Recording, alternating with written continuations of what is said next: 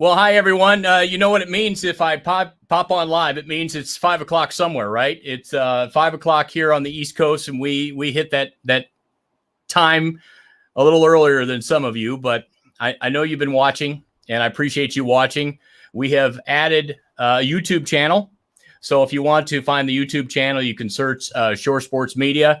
Started that so that we can have the archive from some of the past shows on there as well, and you can enjoy it. So if you go there, search Shore Sports Media, please subscribe. You know, we learn a lot about these social media platforms. So once we get to 100 subscribers, then I can have the custom URL for the real name of the channel. But in the meantime, just search for it and it'll pop up as well. Many of you, if you're joining for the first time here on LinkedIn, maybe on Facebook or on YouTube, just to let you know, a few weeks ago, I just decided, you know what, sometimes when I wind down here in the office at the ALS Association, the North Carolina chapter in Raleigh, North Carolina, you get to the end of a long week and you start to kind of clean up in the office. And I just realized that instead of happy hour, a good way to wind down is just to have some conversations, put together some content like I used to back in the day that I enjoyed so much. You know, back in the broadcast day, the thing that I enjoyed the most was interviews. It wasn't always possible to have interviews with compelling people all the time. So I just figured that that's what we'll do occasionally. Some of them have been sports related in the first few weeks. We had my friend, news anchor at WGN TV, Larry Potash. So you could check out those on the YouTube channel as well. Cameron Mills, two-time NCAA champion at Kentucky, telling us about what was probably one of the greatest teams of all time, the 96 Kentucky team as well. So got a lot of guests planned. We got a couple other surprises coming in the future weeks, but it's just a conversation. It's just a little fun wind down that I do here in the office because a lot of work goes on just like you do as well. So I hope you'll join in, put the comments down there. You see the replay afterwards in case you've missed it. I actually want to, I give it a little bit of time so that we can kind of, everybody gets their notifications. There's Amara. Mara, good to see you. I know you're working hard further out west, so it's a little break during your day as well, but thank you that it is Friday, and I appreciate you watching as well. You can see that if you put the comments in there, I'll be able to see, and I'll put it up on the screen. Maybe you'll have some questions as well, but there's always a unique story behind one of my guests, and today's guest is very unique. We spent a lot of time shoulder to shoulder in the world of sports talk radio over the years, and he's always been a great friend. But for many times we had to be in the trenches, putting together either a radio station, putting together a plan for a radio station. So many of you in my audience know him easily as Rick Scott, one of the best sports radio consultants out there. And Rick is joining me on Live at 5. Rick, it's just so good to see you. Hey, it's good to be seen these days, Dave. It's good to be seen. You're looking well, my friend. You're looking well. Well, no, you are as well. Tell everybody where you reside. Well, we typically split time. My wife, Jan, and I split time between Scottsdale, Arizona, and Issaquah, Washington, which is just east of Seattle. But due to the pandemic, this is the first time we've been in Issaquah since, for me, December 2019. And kind of special because we have a little granddaughter who just turned 2 a couple of weeks ago and finally got to see her. And it was... words can't describe the feelings and stuff. And we have another grandchild on the way. They haven't learned that they don't want to know if it's a boy or girl. So we will wait. That's coming sometime in August. And then we have another granddaughter in Scottsdale with our son and daughter-in-law there. You know, Rick, this is weird because for so many years, especially those ones when I wasn't behind the scenes, but if I was on the air, I'd be worried because I'd be doing a talk show and I would know that you were monitoring, writing down all the things that I needed to work on as well. So this is kind of fun to not have that pressure. Well, Dave, I have my pad and notes right here. So, I'm writing down things that I'll talk to you about later. Well, you know what? I was thinking of all the times that we worked together, Rick, in various markets. I thought it was a genius moment. When we always had to integrate in the national shows from ESPN. And I thought that when we tried to figure out how we were going to brand Mike and Mike's show a little different, I thought you had the best solution of all. You had us flip the names. And so when we flipped it to Mike and Mike, that was a genius idea. Well, I know, but I can't take credit, Dave. That was really your idea. No, I think we probably stumbled on that. Rick, what you are still involved in sports talk radio, right? Right. Yeah, I'm still doing some consulting work. Obviously, slowed down, and haven't done the 200,000 miles a year because of the pandemic, and have really cut back and have some really great clients. What do you think has changed? Everybody experiences it. The people that are watching this at their jobs or whatever, they've experienced talk radio. You've been around it for so long. With all the mediums we have here, like these streaming platforms, what's changed the most? I think the immediacy, Dave, really. It used to be, if you think about it, it could take, a day for a story to really pop up and appear, or for you to get the background on the story. But now it's instantaneous. And, there was always the thing about, 15 minutes of fame. I think anymore it's 15 seconds of fame, because everything is so fast. It's almost an overload for the senses, because there's so much going on and so much information, and you just kind of have to filter it out. And I think that's where a lot of people have had a problem, and almost to the point of being, okay, well, I'm going to back off and I'm not going to, they try to curtail the input. And the other thing that's really changed too is that it used to be that the media, whether it's radio or TV or newspaper, and for those younger, probably going, what are those? That it carried so much weight in what you said and what you did. Now it still does to a certain extent, but people have access and can have their own platforms, and a lot more voices in the mix. Sometimes good, sometimes bad, because we don't really have a way of substantiating sometimes the difference between an opinion and something that's fact. And that, I think that's really what creates a problem, is that, okay, where's the boundary, from that standpoint? Is this something that's real, or is this somebody's opinion? And it makes it tough. And it makes it tough for people in radio performing these days, because they have to work extremely hard to be successful. And there are plenty of successes out there. Yeah. You were my inroad coming out of TV. You were my inroad to the world and learning about talk radio, along with our mutual friend Scott Masteller as well. You started out in music radio, though, right?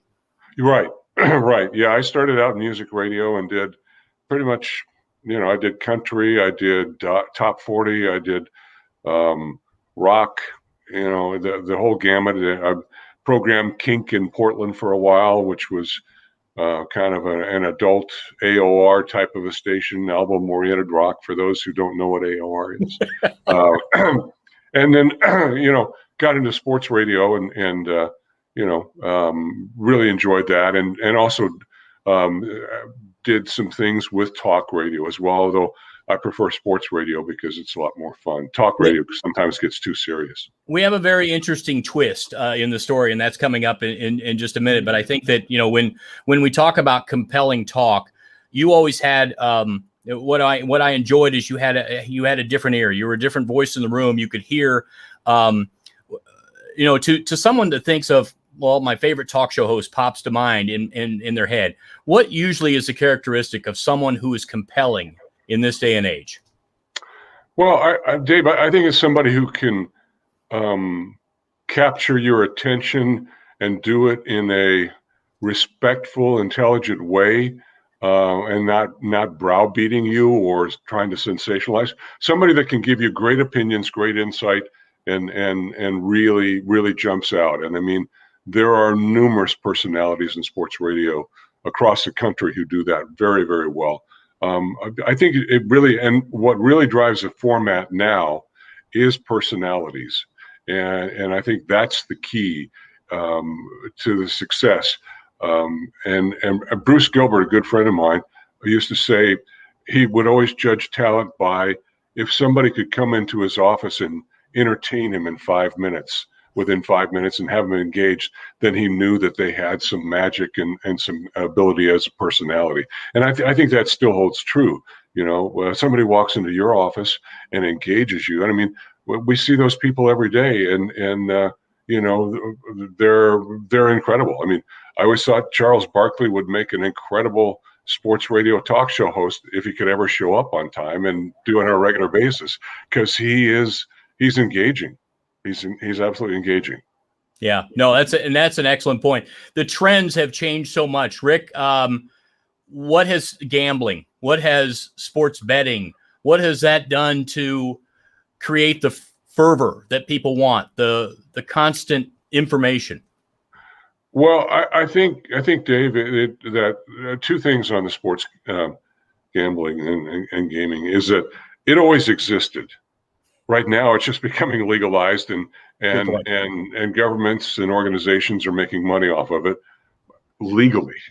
Where before, it's like, okay, and a disclaimer, I've actually never ever bet on a game other than something in fun, whatever, because I felt, I was involved in sports and didn't want to get close to it. But and I played a couple of Square games, and that's it, for Super Bowl, things like that. But I think what it does is it opens up a whole new revenue stream, especially for sports radio, which it desperately needs right now. And it makes things more apparent. And I mean, it's sort of what fantasy football did to the NFL overall, in the fact that you might not be interested in a Cleveland-Baltimore game. Sorry, Scott Masteler. But now if you've got a fantasy team and you've got players on both those teams, you have an interest, and it's like, okay, suddenly there. And I think the gambling aspect of it really, it takes that into play. I mean, and there's pros and cons with it, like anything else, but I think it's better legalized than being under the table. Rick, as I mentioned in the intro, and folks, we appreciate you joining us here on the various platforms, on Facebook, on LinkedIn, on YouTube now as well. And if you haven't, I'd love for somebody to try the YouTube. If you can search Source Sports Media and subscribe to that, make sure that it's getting a good, clean feed, and that you can put some comments in as well. One of the things that I wanted to do on this, Rick, just these conversations, is there's so many interesting people on here that I know, and so many of us, you probably included, we just got so caught up in the daily job of it, the travel, everything else, that sometimes getting a hobby, getting something to do to make things a little bit different and balance your life was always kind of put on hold.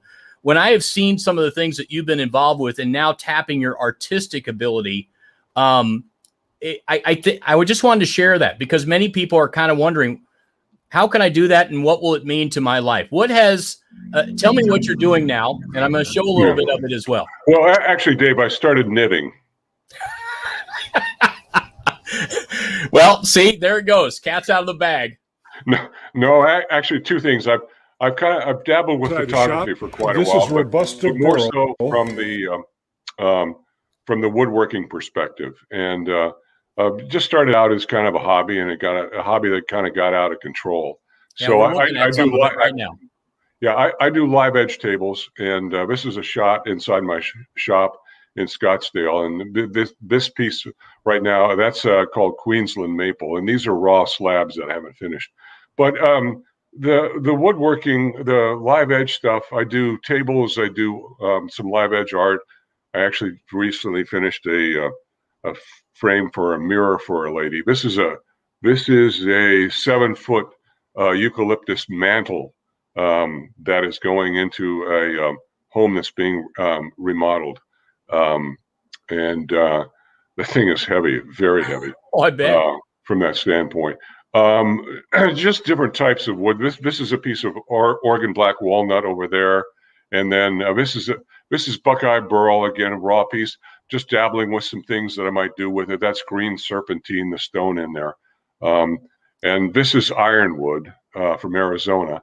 And that has a little bit of chrysocolla and turquoise in it from that standpoint. Now, Rick, how did you first tap into it? I mean, were you inspired by somebody?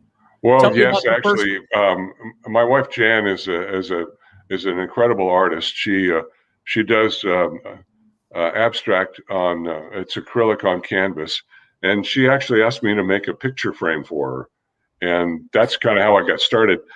I'd never made the picture frame, but I made a bunch of tables, so she's still waiting for the picture frame. So it just kind of started like that. One thing led to another, and I just was intrigued by it. And nature and the wood is just so incredible. It has such a story behind it, and it's very therapeutic too. Believe me, just the wood doesn't talk back. Although I do get a lot of splinters, and I have had a few accidents in the shop, which just goes to say safety first from that standpoint. Now, tell me ramp up time. I mean, from what we just saw there and what you're trying to craft now, how much of a learning curve? How were you learning from other people?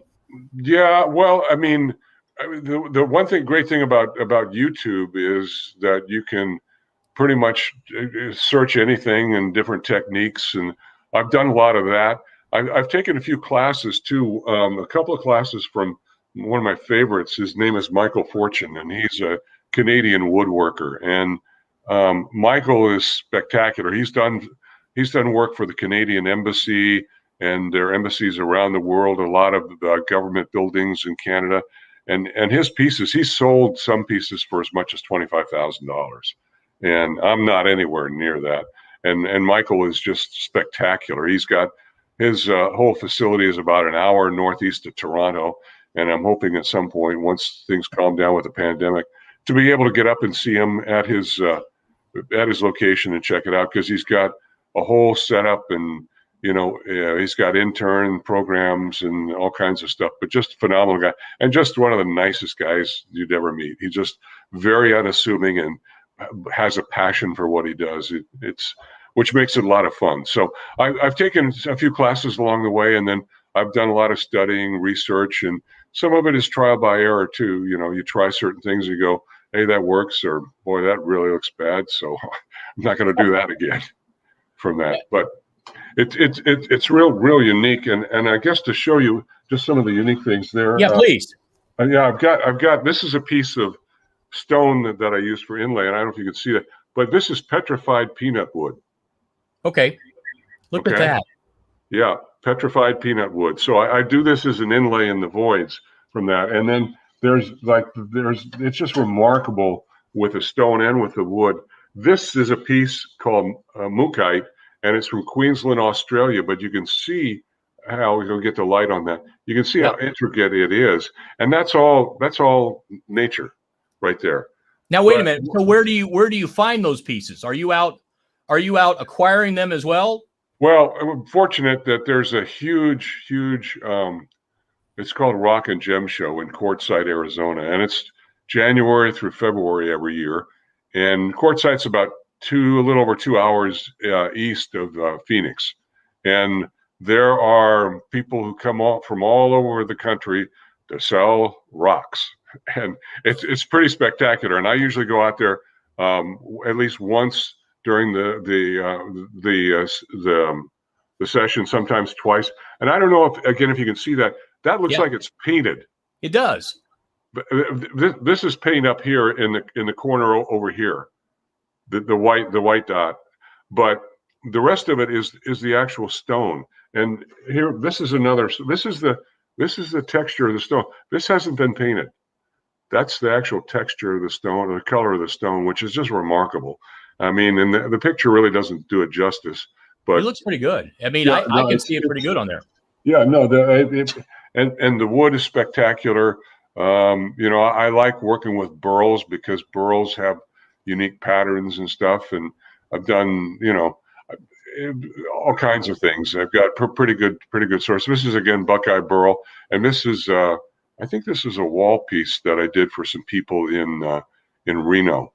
And that's chrysocolla, and then there's some agate there, and just all kinds of stone. But it's kind of fun to really put it all together and do something special. And what's really kind of neat is just the reaction of people when I do a commission for them. They see it and they really, really like it. I've got several good clients, really good clients. A couple people that I've done 5 or 6 tables for. Yeah, you know what? Here's the thing I'm asking, because everybody in this day and age, they hear it as a side hustle. Things that they've got to do on the side. It would seem as if the amount of time and hours, you would never be able to put the appropriate value on it for someone to purchase it, or do you? I mean, is that your desire, or is that an No, end no, product of? no. I mean, one of the things that I do, people say, "Well, how long will it take to do this?" I said, "Well, whenever it's finished." From that standpoint, because I don't rush. I'm not doing it. I'm doing it because I enjoy it and because I want to take my time. I had one piece that I took 6 months to figure out the stone inlay on it, and it was a piece of the Buckeye Burl. It was about 4.5 feet long and 2.5 feet wide, and I think I was 21 pieces of stone in it. Yeah, because there were so many voids, and that's it was fun. And a lady who saw it, I originally had it as a wall piece, and she said, "Can you make a table out of it?" I said, "Yeah." And then when she got it in her home as a table, she said, "No, I think I like it better as a wall piece." So put it back up on the wall, which was fine. And that's again, I really love the working with the various wood, and it's just fun to do. It's very, like I said, it's good therapy.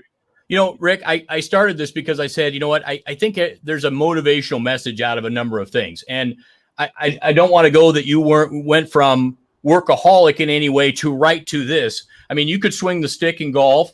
I know that a couple of times when I visited you, you loved the camera, you loved photography as well. So Right. Was it all kind of first of all, just talk about the maturation in terms of just kind of finding something else. Well, Dave, I always have tried to look at other areas. For instance, photography requires a certain discipline and you do certain things, but it also helped me with my sports radio and with my business because you're learning different things. Yeah. It teaches you a different discipline. And I always tried to look at other industries, other businesses, and say, what are they doing that I could apply to sports radio that made sense? And that's, I think that's part of it. And it was just sheer enjoyment. I mean, with the photography, I was invited and went to the Lishui Photo Festival in 2009 in Lishui, China. And it was the Chinese government who brought us over. And we're there for a full week. I ended up staying 2 weeks, but a full week on them. And it was spectacular. And I had 21 images on display, and 4 of them went into the Museum of Photography in Lishui, permanent display from that. And it was real. I did a thing called the 5 elements, which are for China, and it was all a lot of Northwest pictures that reflected that. And it was really enjoyable. And to get out and I love landscapes. I do a lot of landscapes when I shoot photography. To me, it's just easier. I don't really shoot people, and when I say shoot people, I mean photograph them. I don't Right. Although in China, it was pretty amazing because I did do some photography of people there, and it was, it's spectacular. And there it wasn't litigious because people here, if you take somebody's picture, they're going, "What are you doing with that?" Yeah. And it's like, okay, yeah, you're doing something illegal. You're trying to take my rights away. And there, the people were. I took a picture of this guy's young son, and it was a digital camera, and I showed him on the back of the camera where the image came up, and he offered me a cigarette. I declined, but the people there were really, really welcoming, and it was a very unique experience because part of the process, they took us around to different locations, to a mountain village, to a sword factory. 4 of us skipped one of the tours and went through Lishui and just did street photography, which you couldn't snap pictures fast enough because people were just enamored. Of course, somebody my size, they don't see very often. Walking through you are a little bit of a downtown landmark. Yeah. Which, by the way, Lishui, I had no idea. It's probably now it's over 400,000 people, but at the time it was around 350,000 people. Oh my goodness. Yeah. No, this has really opened up things. Is this a longevity thing, Rick? You believe for people that say, should I get one? I mean, myself, I'm trying to find that hobby, something that's it's Well, I different. mean, just explore your passions, you know. I mean, some people like to hike, some people like to Yep. collect rocks, some people like to, you know, cycle. I mean, I started cycling and I really enjoyed that. And my son and I did the STP Seattle to Portland. See, I forgot about And that. yeah, yeah, no, and the cycling was really, you know, again, sans the cars that might and trucks that might be out there. It's very serene, very therapeutic in the fact that you're, you know, you just have time to think and clear your head, and I enjoy all those things. A little dicey a couple of times. On the way to the Grand Canyon, there were some of the tour buses that didn't really think much of cyclists, so I almost met one of the side windows on the buses a couple of times, but I'm still here. Only you. And that's the one thing I will say for cyclists. Please, if you see a cyclist, the physics and the dynamics of you passing them in your car, that force of energy of wind is more significant than you think. And if they have the little thin tires, that means it's a road bike and they can't get over on the side of the road without taking a spill if it's not paved. Yeah. Yeah. So no, tell me, Rick, if people go, I put it up on the screen there. You have a beautiful website, naturalwoodedge.com.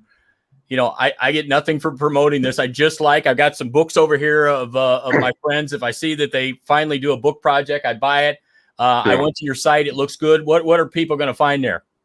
They'll find some of my work. I have probably maybe a third of the work that I've done and put up there. I mean, like everything else, I kind of get a little slack on putting everything up, but you know, it gives you an idea of what I do and stuff. And you know, the majority of my work, I typically don't do just tables, and then put them up for sale. There's a few I think there, but most of the time it is commission work, special things for a special place, that kind of thing. No, it's really nice, and you can find your social media handles there as well. I was very impressed. I would have never thought you were a Pinterest guy. You have a very nice Pinterest site. Oh, well, I have to give my wife credit because I said, what is this thing? And she goes, oh, it's Pinterest. I go, well, what's that? It's pictures and people follow.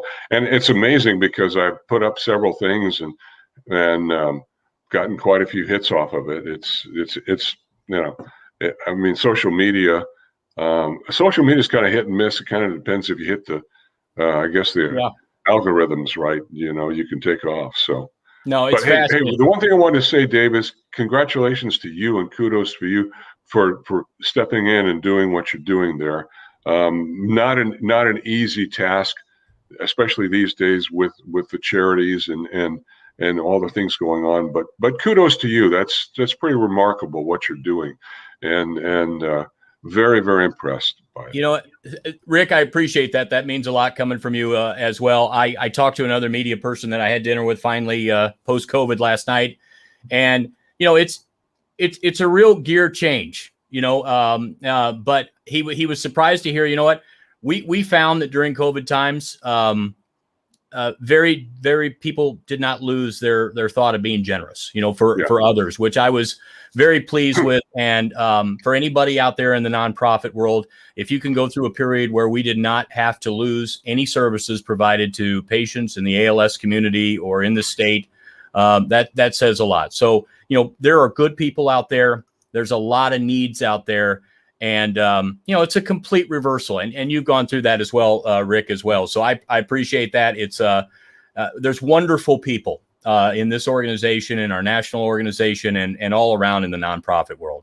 There's just wonderful people. And you know what? I'm in a beautiful city here in Raleigh, North Carolina. And I remember to anyone here in Raleigh many years ago, Rick and I, you know, people don't realize it takes meetings to try to figure out 99.9 the fan.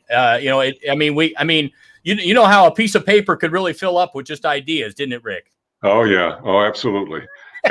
Absolutely. And I still remember sign-on day with in the kitchen there, and his name is gonna slip my. He was giving a forearm to the refrigerator. Mark Thomas. Mark Thomas. Yeah, he was given a forearm and moving the refrigerator about 2 or 3 feet every time. He was so pumped up. We had to calm him down. Rick, this has been truly enjoyable. You know what I always say when I end a conversation with you, right? Yep. I say, good job. Good job, man. And I always say, dude, where's my car? And we both chuckle. That's what friendships do. It's been a long time. I appreciate it. I hope people understood the message there, because you know what? It's really good to have those things. You have a very artistic family now. Say hi to Jan. If I was judging it or someone else was judging it, who's the most artistic between the two of you? Oh man, that I'm not. I'm not. Come on, you're competitive. Come on, Dave. You know that. You know that. Come on. No, I know. She works. Hold on. I got see this one right there. There's hey, there's Tej. Hey, Tej. TJ Lambert says hi, boys. Yeah, Tej on his ranch out in New Mexico with all the horses. Yeah, there's Charles. He could put some great production together back out in LA during my days there as well. Thank you for everyone listening. Yeah. Rick, I'll get you a copy of this. I hope you enjoy watching it again, and people get a chance to check it out and look at your work. Okay. I appreciate it, Dave. Thank you so much for thinking of me. Stay safe, and thanks everyone. And the one thing I say is, for your hobby, find a passion and follow it. And who knows where it's going to lead you, but just let it happen. Let it happen. Don't look too hard, because then it might be hard to find. I love it. And this was nice because we could take our time, Rick. We weren't going up against commercial break. I like these. Well, and I've got the notes, Dave. I'll call you later. All right, Rick. Thanks so much. The great Rick Scott. And please check out that website as well. I have a lot of fun here, and I've tried to make it balanced with many different people, because I know the first couple of weeks, when you spend 30 years in the sports industry, I realized that when I look down, there's just so many connections. But and last week we had Beto Duran. We had a good conversation as he knew the LA area backwards and forwards. And then I just started going down and starting to think about some others. But there's going to be more sports people, because the interesting thing I always say is I asked Coach K one time. I said, "You guys really got it figured out that companies across America, they'll pay six figures to have you all come and speak and to motivate." And you think about it, Lou Holtz. Has anybody heard Lou Holtz live? It's just, it's amazing. And I remember Coach K said, Dave, they're just fascinated how we get 12 people pointed in the right direction. Somehow we get 12 guys who all come in with a different agenda, and point them in the right direction. Find the guy who's going to be the leader, empower the rest of them. And so these very, very big companies, billion-dollar companies, they're just fascinated about how these guys tick. And I remember hearing Lou Holtz, and sometimes you think, well, they do this all the time. They're not worth the money or something. I'll tell you what. I was with a group that brought Lou Holtz into Vegas one time, and my job was that company bought a bunch of Lou's books for the employees to have at their chair when they got there.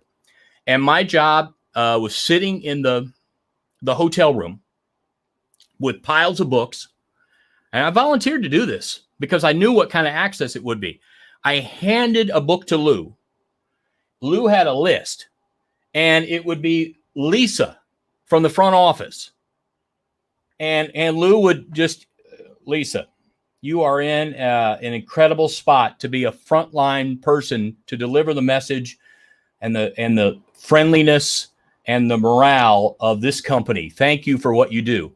This is what he would do time and time again. An engineer, what you do to make things, and he would do that. And I thought, you know what? It's one thing to hear somebody speak, but it's another thing to see how his mind worked. One more thing about that.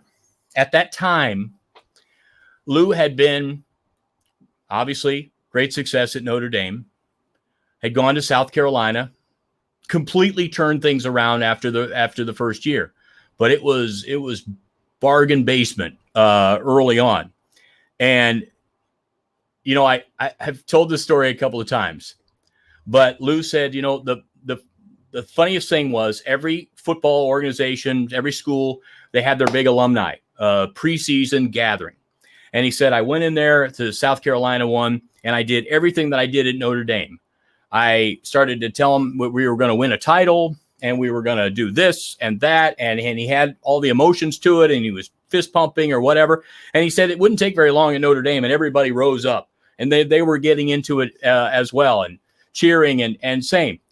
Not one person, he said, got up at South Carolina. And he said he realized right then, this is something different. This is going to be a chore because the people out there in the audience, they didn't think about a championship. And so I immediately thought, you know what? That's why these companies bring them in, because people are thinking at one level, and they have to tell them what the main purpose is. And that's why I've so enjoyed seeing teams achieve one level, add a couple of elements, add a couple of new players, and suddenly things just start to go up, and vice versa, you know, down and tanked. Next week, I'll bring my hat. I pulled a hat out of the closet that I realized was 2006 NBA Finals hat. So I'll bring that in as a little prop next week. Tell the story of that locker room NBA Finals hat from 2006. We'll have another guest next week.